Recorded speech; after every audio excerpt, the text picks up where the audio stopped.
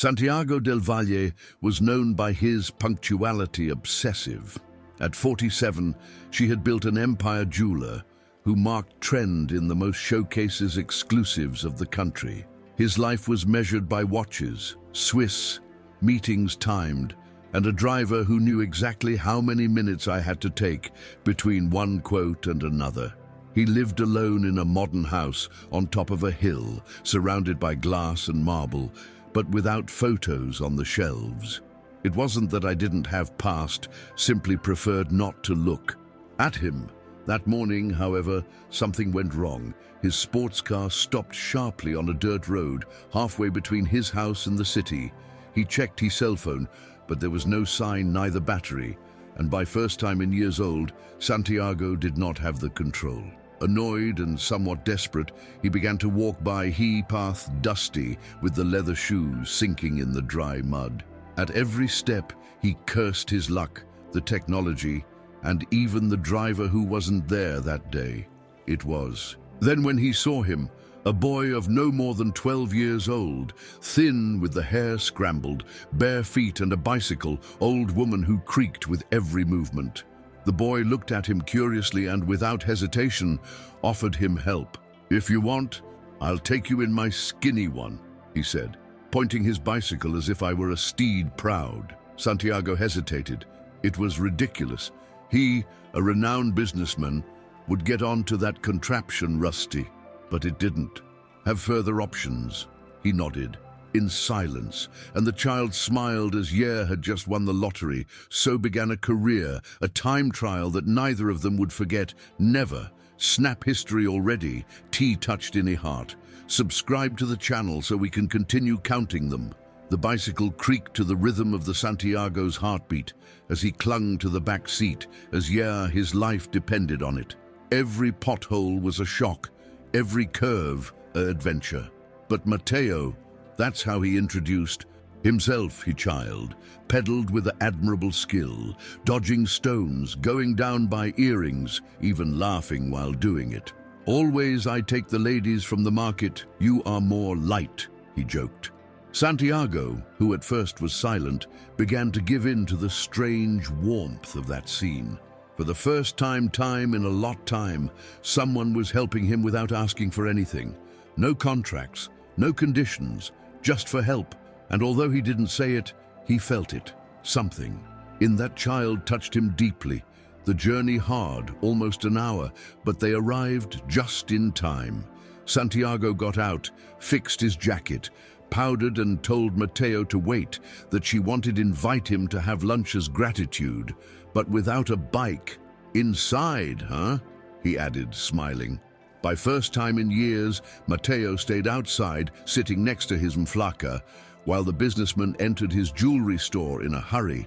"Closed, he deal further important of your career in a matter of minutes." The client was delighted, the press present, the flashes shone.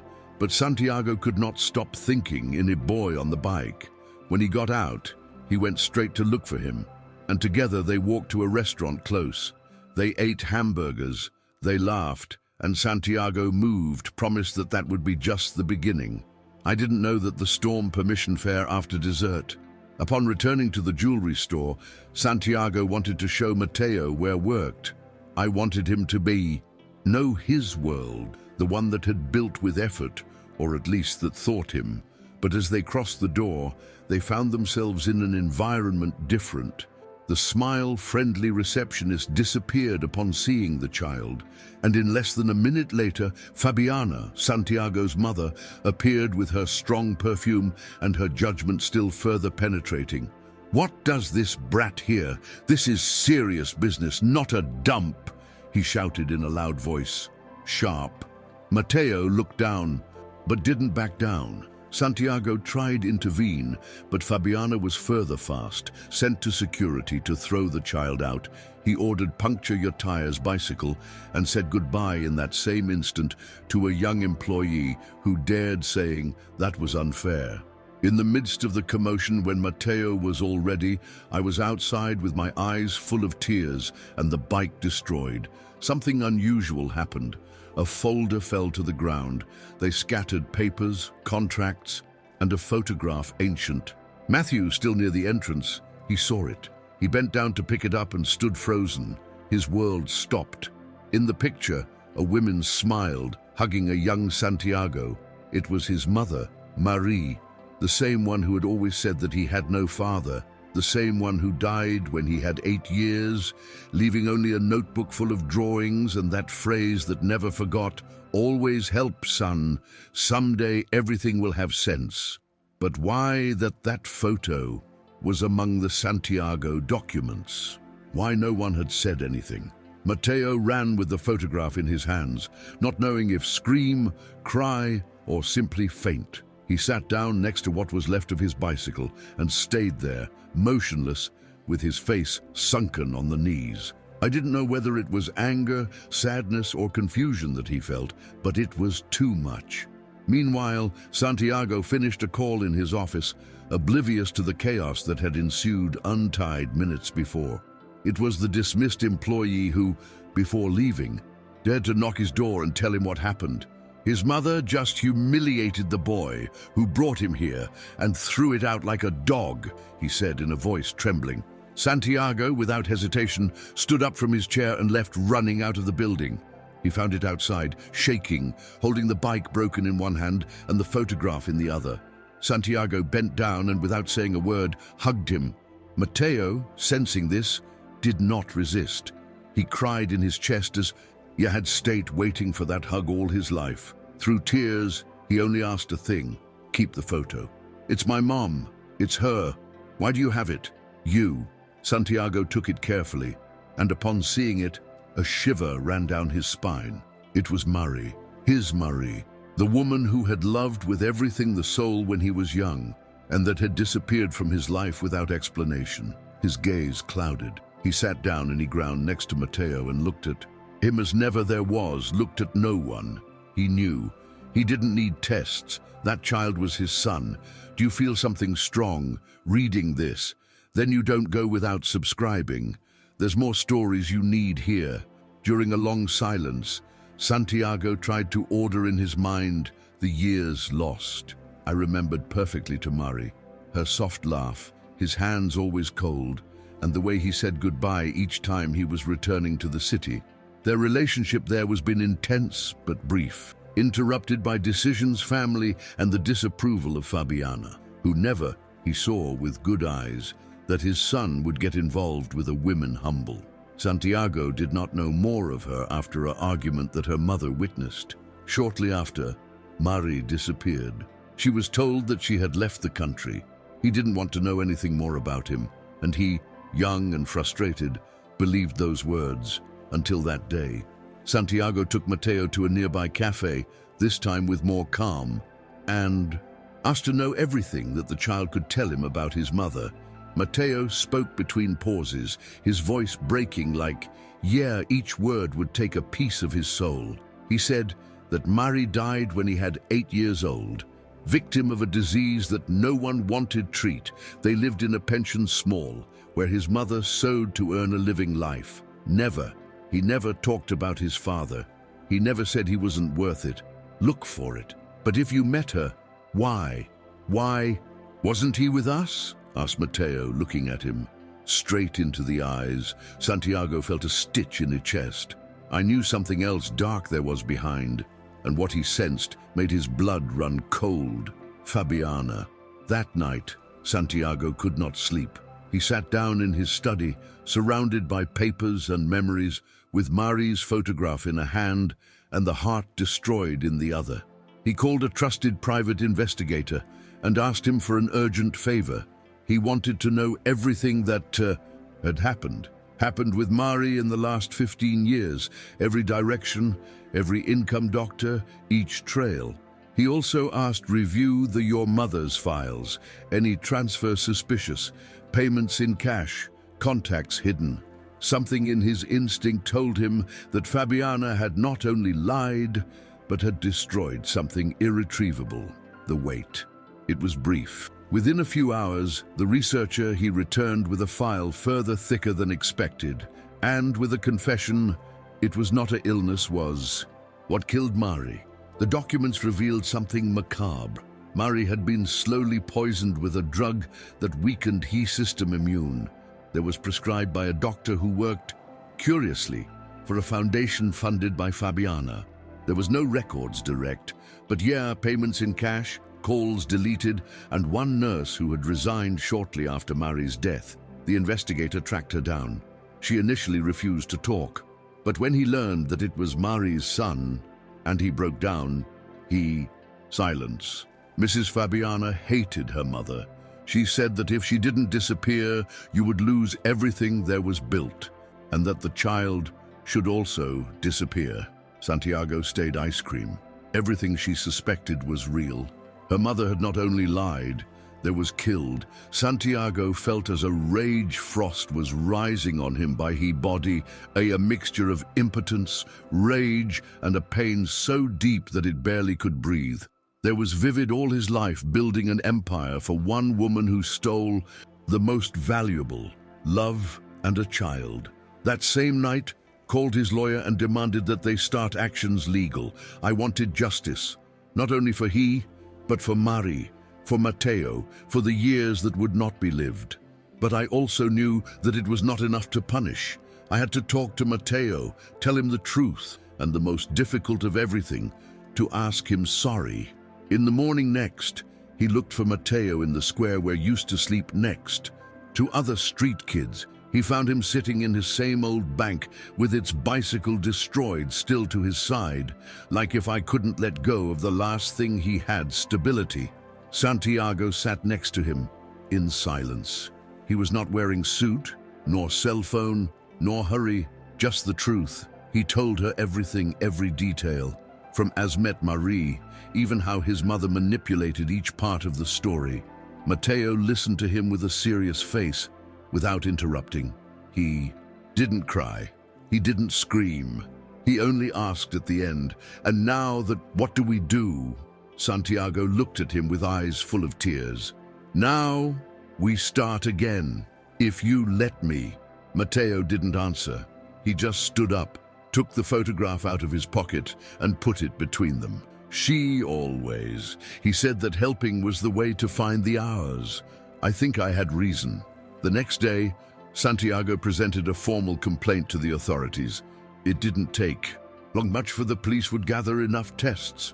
Transfers covert, searches altered, key testimonies. Fabiana was arrested in his mansion while I was having breakfast, still unbelieving that her son dared to challenge her. "I did it all by you, for protect you name, your legacy," he shouted while they handcuffed her. But Santiago didn't respond. He no longer owed words to a mother who betrayed him in the cruelest way. Matteo witnessed all from far away, clinging to Santiago's arm.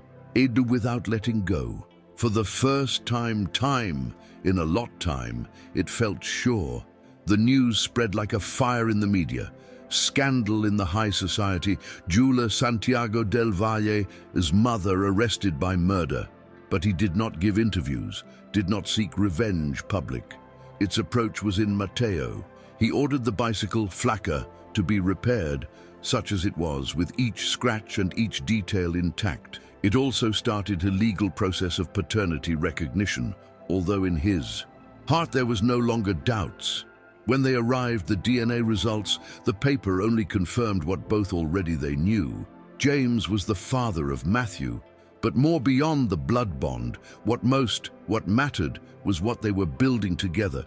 Trust, time, and something new that couldn't be bought with jewelry, neither contracts. Matthew was registered in a school nearby, with a new uniform and a backpack that Santiago chose his same. Excited as a first-time father, the first time he accompanied him, he took him out a photo at the school gate with a mixture of pride and tenderness that neither I knew I could feel. Matteo at first felt out of place. He didn't know, as feel at a desk, how raise your hand, how rely in adults. But little by little, and with the company Santiago's daily newspaper, which always arrived 5 minutes before departure, it was understanding that your new life was not a dream. It was real. Santiago also changed. He began to arrive late. For meetings, because I preferred take Matteo to training football or help him with homework. His partners didn't understand at first, but then they saw it smile by first time in years, and they stopped asking. The jewelry was no longer his world whole. Now, it was just a part of his life. Even redecorated his house. He took out the marbles cold and hung up Matteo's drawings on the wall. In the dining room, where before there was only silence, now there was laughter, school stories, dishes, messy and even ketchup stains. Loneliness was replaced for something that never there was, had at all, a family. One afternoon, while they walked together by He Park, Matteo asked could revisit the house where there was lived with his mother. Santiago hesitated. He didn't know, yes, it was a good idea, but the child's wish was clear. They went. The pension continued standing, although further careless than ever. The owner, an older woman with a poor memory, barely the recognized. But as he climbed into the old man's second quarter floor, Matteo stayed in silence. He touched the wall, the window, the corner where was sleeping. Santiago watched him respectfully, without interrupting. In a corner, dusty, Matthew found a box metallic that still was hidden under a board loose. Inside, unsent letters, drawings that he there was done, and a Mari's last note, written with a calligraphy trembling. If one day you find, this is because I couldn't protect you, but always, I loved. Santiago read the note with trembling hands. Mari's voice seemed talk to him from other time, like an echo that crossed years away.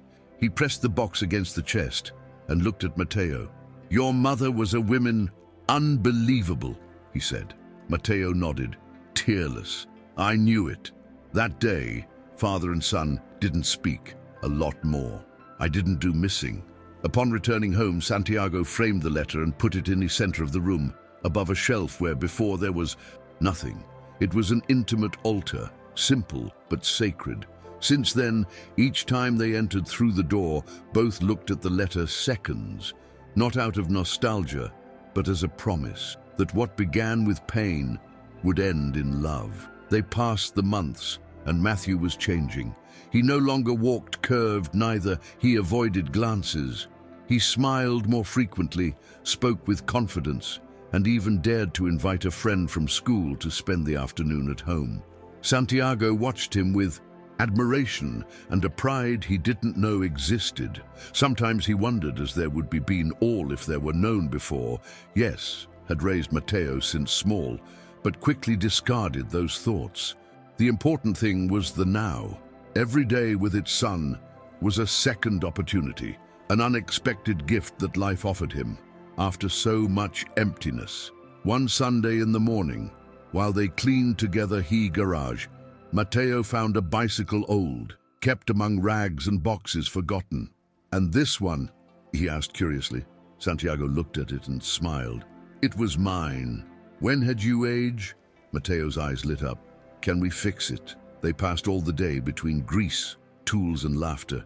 At dusk, they went out a lap by the neighborhood, each one in his bicycle, like two accomplices of a same mischief. People that greeted as he passed by, not knowing that this millionaire suited, there was changed their priorities by complete. He was no longer chasing watches, but moments. He was no longer accumulating diamonds, but memories, and pedaling next to Matteo, with the wind on the face and the sun going down in the horizon, Santiago understood that this was the true brightness of its life. One night, while they saw a movie in his sofa, Matteo lay down in his Santiago's chest and asked in a low voice, "Do you think Mom would be happy?" "Yeah, us saw now." Santiago took a while in responding. He stroked her hair gently and said, "I think I would be proud of you, dried of your strength and how you taught me what true love is." Matteo said nothing more. He just stood there, listening to his father's heartbeat, like if that sound were the anchor that has been around for so long there was wanted. From that day on, they began to write a diary together. Every night, they scored a stuff good of the day. Sometimes were simple things, a rich meal, a kind word, a laugh shared. But with the time, that notebook was filled with life. One of those days, Matteo came home from school with a sheet of paper in his hand. It was a drawing. He had portrayed himself same in a bicycle, with Santiago pushing it from back, and one woman smiling, observing from his sky. "It's called My Family," he said simply. Santiago had to go to the bathroom to stop himself from crying in front of him. He knew that even was left a lot by heal, many wounds by close. But I also knew they were achieving. Every step, every word, every decision, by small as it was, that was approaching further to something that never imagined that they could have. A life shared. Not perfect, but authentic. Not imposed, but chosen. And that changed it all. At the end of that year, Santiago decided to do something else by others' children like Matthew. He created a foundation in honor of Mari, dedicated to support minors in homeless. She called it Mari's Hands. Her goal was not only to give shelter, but also education, love and opportunities royals. Matthew was the first in help, designed the logo, selected the colors, and accompanied his father in each inauguration. "So, Mother, go on helping like always wanted to," he said. The press covered the event, but Santiago did not speak as an entrepreneur, but as a father. He told the story simply, without hiding the errors, neither the pain. The people listened with respect, and for first time, your surname was not synonymous with power, but with hope. The impact was immediate. Children who lived in the streets began to have a place where sleep, study, and dream. Some people doubted Santiago's intentions at first, believing him to be an image strategy. But the time demonstrated other thing. He was there, every one the days, sitting with the boys, listening to their stories, remembering in each of them to the child that one time pedaled next to him in Flaca. Matteo, meanwhile, grew up with his feet on the ground and the heart full of purpose. "I didn't want to be a jeweler, I wanted to be a teacher, to teach the children who were not born to survive, but to live," he said with conviction. And Santiago supported him unconditionally. One day, Matteo went invited to give a chat in his school. I had to talk about someone he admired. Many thought he would choose his mother, and in part did it, but surprised everyone when sack a photo of Santiago and said, "He doesn't always knew he was my dad. But when he found out, he chose love me as would never have happened gone. And that's what most I admire." Santiago, who was among the public, could not avoid stand up and hug him in the middle of the applause. It was a simple moment, but immense. The kind of moment that stays tattooed forever in memory. That night, already at home, they talked until late. They remembered their first days together, the bike, the meeting Santiago almost didn't make and the photo that changed him. Everything. They laughed, they cried, and in the end, Matthew asked, could take a trip together, just the two of us, like a kind of father-son adventure. Santiago, without thinking, said yes. They chose a destination simple, a village in the mountains where nobody knew. They rented cabins, walked in boat, they got wet in the rain and ate homemade bread in a local bakery. There was none luxuries, nor jewelry, nor suits, just time. And that it was the most valuable, because while the further they moved away from the noise, the more they felt close each other. Upon returning from the trip, Santiago found a letter waiting for him in the office. It belonged to her mother's lawyer. In it, Fabiana asked see him. He was in prison preventive, awaiting trial, and wanted talk to your son a last time. Santiago hesitated, not for fear, but by respect for Matteo. He told him all to the child, no frills. "You don't need protect me," said Matthew. "If you want, go, but don't forget who are now." Santiago went. He found her further thin, with an aged face, but with the same, his usual hard look. "Have you come to forgive me?" he asked. Santiago looked at her fixedly. "No, I've come to free myself. You don't make me any more damage. You don't owe me anything, and I neither to you." He stood up, turned around and left. There was no more words, only a final silence that weighed more than any condemnation. Outside, Mateo was waiting for him, on a bench. He didn't ask anything. Santiago sat down at his side and passed him a small box. "It was your mother's. I had it saved from years without knowing it." Mateo carefully opened it.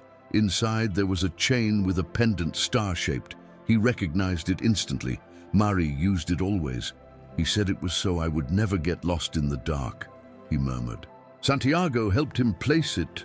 "Now, you're not alone anymore," he said softly. Mateo squeezed he hanging tightly and supported his head into his father's shoulder. They didn't need further explanations. They had closed a cycle, one that began in he abandonment, but that ended in he meeting. With the time, Matthew became into a symbol of change for many. His story was shared in schools, on social networks, even in conferences where Santiago was invited to speak not business, but life. "The most valuable that I have, I did not find it in a display case," he said sincerely. "I found it on a dirt road, mounted in a bicycle called Skinny." The phrase became famous. But for them, she wasn't just an anecdote. It was a reminder. Every time Santiago doubted himself sane, looked that photo framed of Mateo pedaling with the teeth tight, and the look determined. And I believed again. A special anniversary arrived, the day they met. Mateo insisted in celebrate. Indeed, not with a party, but with a ride, symbolic as he called her. They walked along the same path, route from a dirt road to the jewelry store. This time, Santiago went in his old bicycle restored, and Matthew in the new one, but both had he name Flaca painted on his frame. Upon arrival at the destination, employees, friends and neighbors that they waited with applause. It was not a celebration of success business, but of recovered love. Santiago hugged his son in front of everyone, without shame, neither reservations. "This is the better contract of my life," he said, raising the bicycle helmet like a trophy, and everyone, they applauded, not for courtesy, but because they knew it was true. After that day, Santiago decided reduce his hours at the jewelry store. He delegated functions, sold part of his actions, and dedicated his time for two things, Matthew and the foundation. "For the first time once, I lived without anxiety by the numbers, without that constant attempt to prove something to the world. What once seemed unthinkable, as closely business on a Friday in the afternoon to go to a school game, now he had turned routine. Mateo played defense, and every time I did a good play, he looked at the stands looking for his father. Santiago always was there, applauding as if it were the championship final world. That perseverance, that being, was what most mattered. One night, while we're walking back home, Mateo asked her, "Do you think Mom would be proud of what we are now?" Santiago smiled, but this, maybe he didn't have to think a lot. "I think she is with us, in each laughter, in every step. And yes, it is very proud." Mateo didn't respond with words. He just reached out and intertwined his hand with his father's. They walked in silence, without haste, like he world would have stopped for them. In the distance, the city lights flickered, but none shone. As brightly as that bond they had built with patience, truth and love. Because sometimes, families don't find each other in the cradle, but in a path. One Saturday in the afternoon, Mateo surprised him with a proposal. "I wanted to organize an event to bring everyone together, the children who had passed by the foundation in last year. To celebrate that, we continue here, alive and dreaming," he said, with that maturity precocious that always characterized him. Santiago not only supported the idea, but he also gave his all to she with enthusiasm.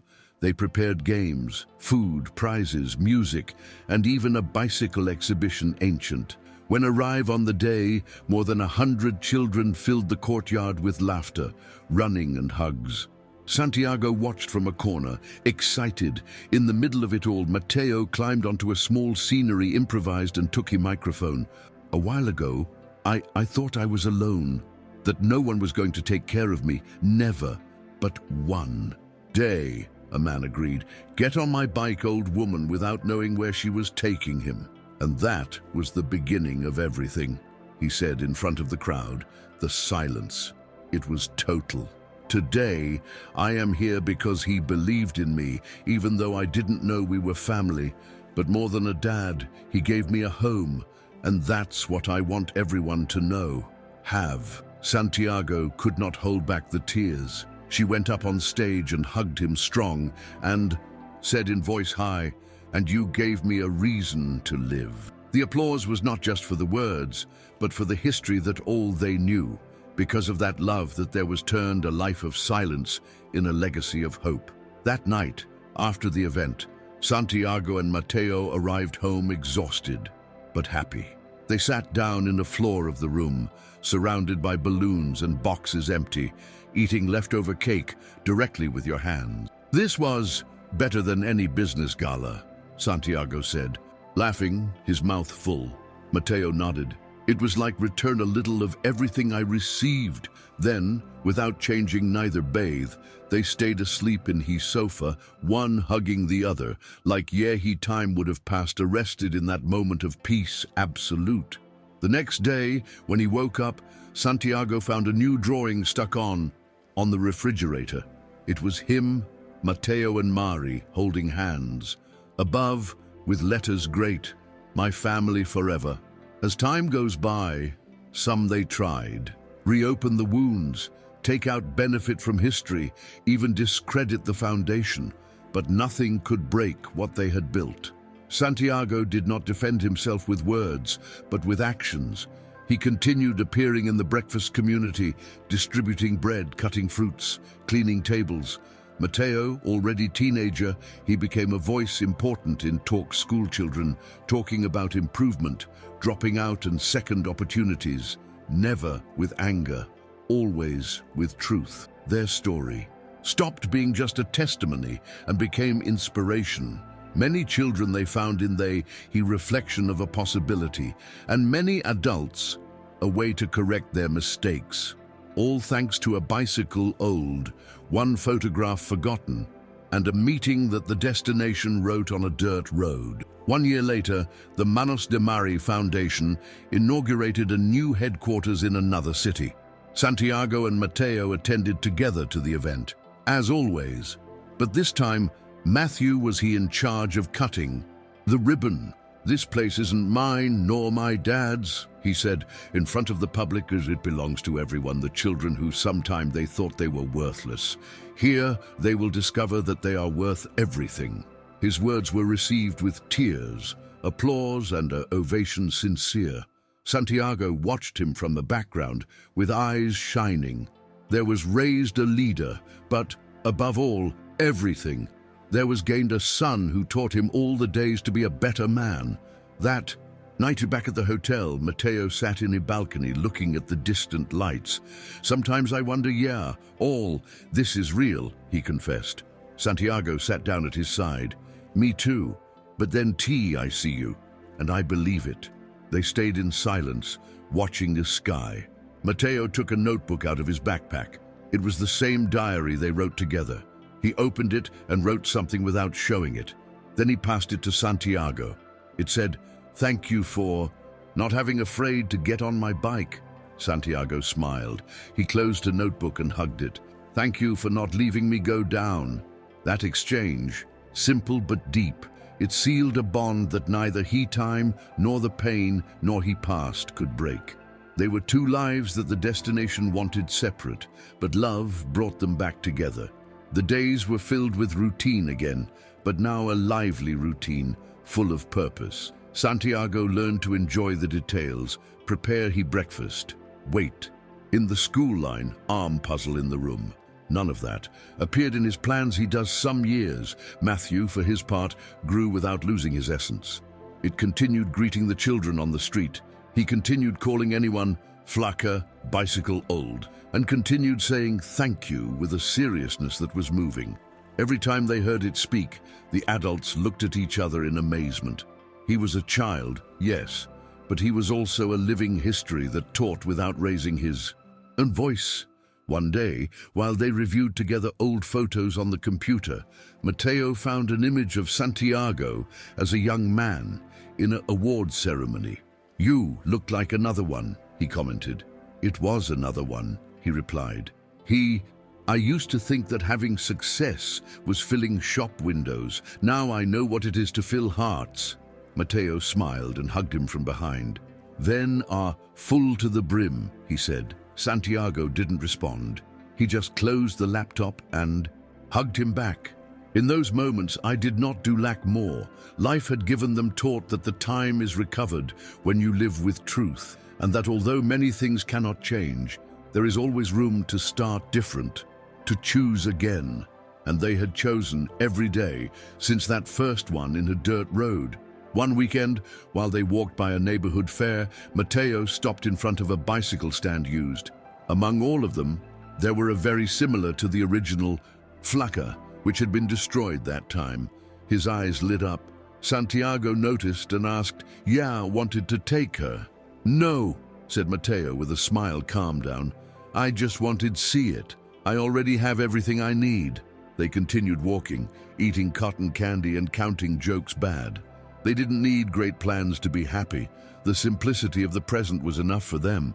They had learned to value what is essential, what does not weigh nor is it saved in a box strong. Sometime later, Santiago received an invitation to an award ceremony national to entrepreneurs with social impact. He hesitated in attend, but Matteo convinced him, Dad, that history can also inspire to others. At the ceremony, they were expecting a speech technician full of figures, but Santiago took a microphone, looked at his son between the publicate and said, It all started when I said yes to one bicycle, a broken child who didn't ask for anything. I learned that sometimes his success arrives disguised as earth, sweat and heart. And if someone here needs a signal to stop and look at you around, let this be it. The entire room stood up, not for the businessman, but by the man, the father, the human being who had learned to love from the simple. That same one night, back at home, Matteo asked him, sometime there was imagined everything they would live together. Santiago lay down in his armchair and thought for a moment. Never, but if they had. Said that I had to get lost on a dirt road to find you. I would do it 1,000 times. Matteo sat down at his side and held out to him his diary. Then write that down, he said. Santiago took his pen and wrote it such which. Then he signed it with his name and date. It was one more testimony, a fingerprint further in that notebook that was almost a map of his history. Page by page. They had tissue. It's true that I didn't. Needed ornaments. Over time, many things they changed, but others remained intact. All the years, in the anniversary of that first meeting, father and son, they did his same route in bicycle. Sometimes alone, sometimes with friends from the foundation, but always with the same route, the same energy and the exact stop where they met. There, they planted a tree with a small plaque that said, Here began everything. It was a place simple, without embellishments, but each every time. They visited him. Matteo played he trunk as would greet an old friend, because understood to his way that life has turns mysterious. But when one follows pedaling with him, heart always gets to where has to be. One day, Matteo came back from school with a smile different. They asked us, write a letter to someone who changed our life, he said. Santiago asked him, I already had it written. Yes, but I'm not going to give it to you. I'm going to read it to you. They sat down in the patio under the orange tree, and Matteo began, Dear Dad, I know you weren't there from the beginning, but you arrived when further tea needed. And not only did you arrive, you were left, not for obligation, but for love. Thank you for choosing to be my father when he was older, easy look toward other side. Thanks for teach me that the second one's opportunities exist, and that love does not need blood, only truth. Santiago could not avoid get excited. She hugged him tightly, feeling that this letter was the greatest recognition she had ever felt. Would receive. Days later, Santiago received a proposal, unexpected, writing a book counting his story with Matteo. At first he hesitated. He didn't want to profit from it life, neither blow the pain. But Matthew encouraged him. There are others, children as I, and parents like you who still do not dare to search. With that phrase, it was decided. The book was titled Flacker, The Path That Made Me a Father. It was a success, but more than by sales, by the number of messages they received, people telling that there was looked for his children who had that there was started again. Santiago understood then that your story was not just his, it was an invitation open to believe in the impossible, to listen with your soul. Now pedal, although his path seems uphill. As time went by, Mateo became a young man, sure, with a maturity that surprised everyone. He wanted study pedagogy, to dedicate oneself to teach children that, as he sometime felt they had no value. Santiago accompanied him to every college fair, to every chat vocational, with the same emotion that I used to put in your business. I want to be for others what you were for me, Mateo told her once. Late, Santiago only responded, and you already are a lot more than I dreamed. Sometimes, when I look at it asleep in his sofa, with books open and headphones on, Santiago was surprised at what they had built, a life without masks, a family born from chaos but rooted in tenderness. On one of those quiet days, they decided restore together the old jewelry that was there been he seen of the first rejection. Matthew proposed convert a part of the premises in a space community where children could learn trades or simply find a place sure. Where they once threw me out, now want to open the door to others. He explained. Santiago accepted without hesitation. The remodeling was symbolic. Display cases were removed. Walls were painted with colors alive and hanged themselves drawings by the children of the foundation. When reopened, his space, Matthew was, who cut the ribbon. No one mentioned he passed. I didn't do missing. The transformation was evident, and what a time was a scene of pain was now a symbol of reunion, dignity, and future. One summer afternoon, while they swept together the patio of the new space community, Mateo looked his sky and asked, "Do you think Mama see?" Santiago put down the broom and dried himself, the sweat on his forehead, and said, "I don't have doubts. And I think he smiles each time you listen, laugh." Mateo stayed thoughtfully, then took a piece of chalk and wrote in her floor, "Thanks, Mom." It was a different goodbye. It didn't hurt anymore as before. It was gratitude. It was recognition. Santiago bent down and wrote next to it, "Hey, we found," and together, in silence, they sat down in the ground, looking those two sentences that said it all without saying too much. Life had new names for them: love, home, purpose. With the years later, the story of James and Matthew became local legend. Many children, they asked if it was true about the bicycle, the dirt road, the contract millionaire. Mateo used to respond with a smile. It all started with a yes. A yes can change it. Everything. And he had reason, because that small decision on any given day, without apparent importance, was the one that opened a chain of encounters, revelations and reconstructions that changed not only their lives, but also the lives of hundreds of others. What seemed an anecdote became in the lighthouse, what was an accident became destiny, and what seemed loss ended being profit. All thanks to a child with a bike and a man with the courage to listen. If you got here, it is because something moved. Support us by subscribing, so we will be able to continue sharing stories as this. In an interview for a documentary about the foundation, Santiago was asked if I would change something from the past. Yeah, could. He stayed in silence some seconds, then replied, "I wouldn't change he way. I would have only liked to have further time with Mari, but I understand that everything past has had to happen. For me, could meet Mateo, and the best version of me same. That." One phrase held the documentary see, which went viral for its honesty history. Thousands of comments flooded the networks, many saying that they had taken decisions important thanks to those words. Santiago never looked for fame, but understood that when you speak from his heart, there is always someone who needs it. Mateo, already 18 years, began to give classes volunteers in the same foundation that he and his father had raised. He taught reading and writing to children who never had a notebook own. Every time I saw his progress, I thought in his mother, on rainy nights where she read him stories under an old blanket. Santiago watched him, from a door ajar, with the chest full of pride.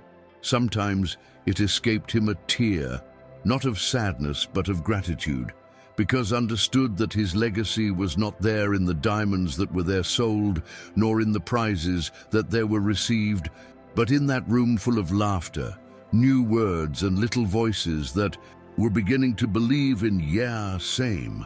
One night Santiago found Mateo awake further later than usual, sitting in the living room with a notebook in his lap. "What you do still up?" he asked. Mateo smiled. "I write letters for the new kids, like Mom toured with me." Santiago sat down at his side, without saying anything. He just watched him. In that instant, he understood that everything there was, it was worth it. The pain, the search, the losses, because there was his son, transforming his history in seed for others, not as a hero, but as someone who learned not to hold back love, but to share it. And that, for Santiago, was the greatest victory. The next day, Mateo showed him a new notebook. On the cover there was written, "Skinny, second round." "Is it another diary?" asked Santiago. "Yes," replied Mateo. "This is for when let's go out pedaling again, but not you and me alone. This time, it's with others." The young man planned a crossing solidarity, touring inland towns in bicycle, carrying books, words and hugs to children who needed them. Santiago, moved, accepted without thinking. It was the beginning of a new chapter. The bicycle was once again a symbol of movement, of encounter, of purpose, and a time more, as in the beginning love climbed to the pedals and went out into the world without fear. Before starting the journey, they organized a farewell at the Foundation's headquarters. There was music, photos hung with clothespins, children's drawings, and a bicycle restored in his center of the room with a sign that said, "Thank you, Flaca." Mateo gave a short speech, as he liked. We go to escape, we go to meet others, because nobody deserves pedal alone." People he applauded while standing. Santiago, standing to one side, watched all with one mixture of nostalgia and emotion. There was raised a broken child, and now said, goodbye to a young man whole, brave, who knew exactly who he was and what for. There was come to this world. The journey. It was a success. They toured dozens of villages, slept in family homes solidarity, and left books in each stop. But more than that, they left stories, hugs, and the living example that love can be built about debris. Every time someone asked, as began everything, Mateo told the same thing. My bike was called Skinny, and one day I took a stranger to his office. I didn't know I was there, taking him to his own life. That story, told with humility and without embellishment, touched hearts. There were no exaggeration, just true. And that was what most transformed. Because when someone dares to tell the truth from the wound healed, she converts in light for those who still, they walk in the dark. Upon returning home after the journey, Santiago and Mateo decided, keep the experience alive. Every month, they organized an exit in bicycle. With volunteers from the foundation, families and children from the neighborhood. It was not an event massive, but intimate, powerful. Every ride ended with a snack, shared stories, and, above all, everything, new friendships. Santiago had converted in a figure paternal for many, and although continued being reserved, his smile, it was no longer a gesture scarce. It was a presence warm, constant, like the wind that accompanies, but does not push, like a wheel that does not do. Noise, but never stops. Mateo started to write a second book, this time not about his history, but about the stories of the children who were their acquaintance on the journey. I wanted the world listen those voices, those lives that often passed unnoticed. He asked Santiago to write a prologue. I'm not a writer, he said, but yes, you are witness, replied Matthew. So he did. In the first page wrote, this book is not made of ink and paper, but of steps taken. In fear, of words born of silence, and of hearts that decided not to give up. The book became an extension of its mission, to remind the world that even the further forgotten have a history worth telling. One autumn morning, while they drank coffee in the porch of the house, Mateo asked Santiago if once he regretted not having knew before that he was a father. Santiago looked at him long, tenderly, and replied, "I don't regret not knowing. I would have regretted not having done nothing when I found out." Mateo looked down and smiled. "Then you did, everything is fine." At that moment, they understood that the past, it didn't hurt anymore as before. It was history, and history, when it is told from love, stops being a wound and becomes root. What they had built did not have foundations in a resentment, but in the election daily to follow, walking together. That same one afternoon, they visited by last time he place where all began, the dirt road where they met. The tree they planted, it was tall, robust, with branches that were already gave shade. Matthew lay down under it and said to James, "Never I thought a tree could look so much like us." "Why?" he asked. "Because began being almost nothing, and now holds so much." They stayed there, in silence, listening. He whined, moving the leaves. They were no longer themselves. They were no longer broken. They were new parts of a same history, rebuilt over time, with actions, with hugs. And, although they didn't know what was coming, they knew they would face it, as everything else, together, pedaling toward forward. If you got here, it's because something moved. Support us by subscribing, so we will be able to continue sharing stories as this. Over time, many things in the city they changed. New buildings, streets renewed, people coming and going. But the story of Santiago and Mateo lived on, told in schools, mentioned in interviews, remembered in murals community. And not because it was perfect, but because it was real, and that made her immortal. Sometimes, in silence, Santiago passed by in front of the old one jewelry and paused for a moment, not to remember the wound, but to give thanks. He twist. What a time was symbol of vanity, was now a testimony of transformation. Matthew used to accompany him without saying a word, just sharing that moment. Like both knew that he was not doing it, lack talk when he heart understood all. One afternoon, Santiago received a letter by mail. It was from a woman who had acquaintance his history by her book. It said, "My son hates me. I made mistakes.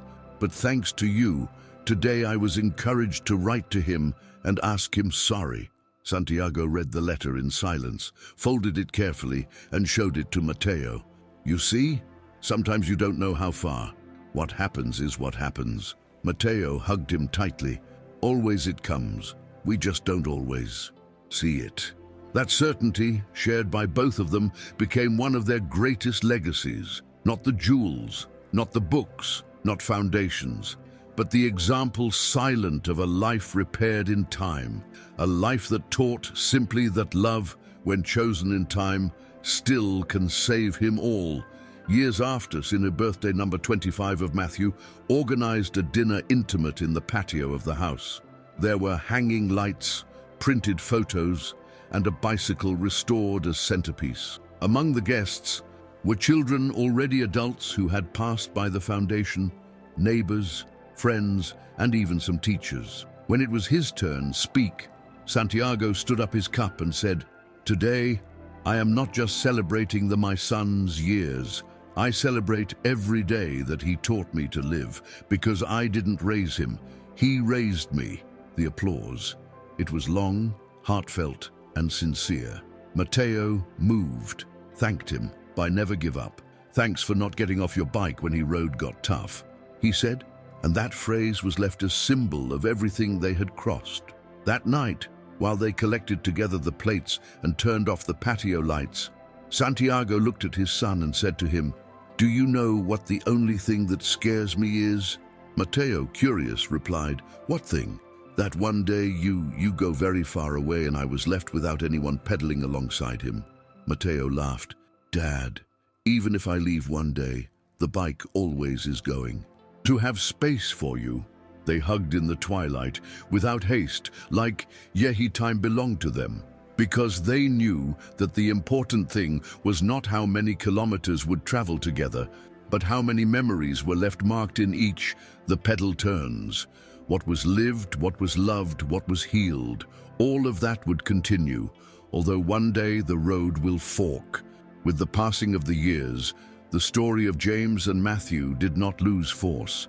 On the contrary, it became root in the community. Many young people who had passed by the foundation, they became in leaders, teachers, entrepreneurs. Everyone remembered he origin, one bicycle, an act of generosity, a true revealed. Santiago, now with grey hair marked and slower steps, continued going each week in space community, greeting everyone by his name, counting always the same anecdote with a sparkle in the eyes. I was a millionaire, but that day I became truly rich. Matteo, already a grown Manisai, accompanied him when I could, always in bicycle, because there was promises that were not broken.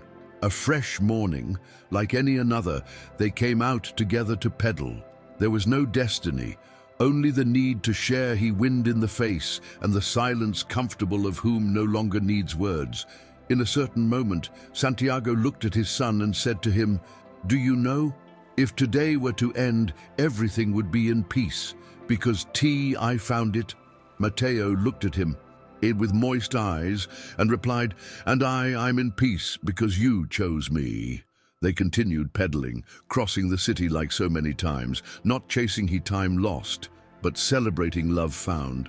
Because sometimes what begins as a fault on a dirt road ends up opening heart to one truth that changes everything forever. This channel exists to tell stories that heal. If this tea played, subscribe and stay. The best still this by come.